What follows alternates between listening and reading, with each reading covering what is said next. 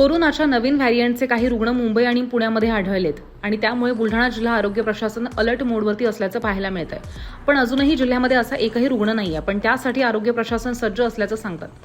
RT-PCR lab कार्यान्वित करण्यात आली आहे आणि कोरोनाची लक्षणं असलेल्या रुग्णांसाठी स्वतंत्र वॉर्डची व्यवस्थाही करण्यात आली आहे। जिल्ह्यातील नागरिकांनी घाबरून न जाता संबंधित आजाराची काही लक्षणं आढळल्यास तात्काळ जवळच्या रुग्णालयाशी संपर्क साधावा, असं आवाहन जिल्हा शल्य चिकित्सक डॉ. भागवत भुसारी यांनी केलंय।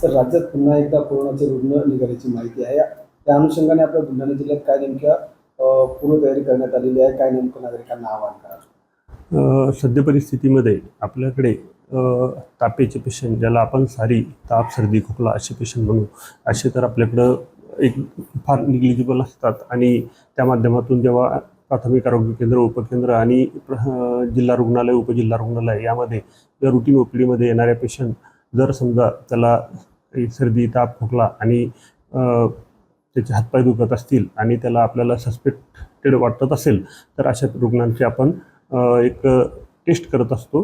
तर आता एक IDSP जे आपलं रुटीन पोर्टल आहे, इन्फेक्शियस डिसीज सर्व्हायलन्स प्रोग्रामच्या अंतर्गत आपण असे रुग्ण नेहमीसाठी बघत असतो।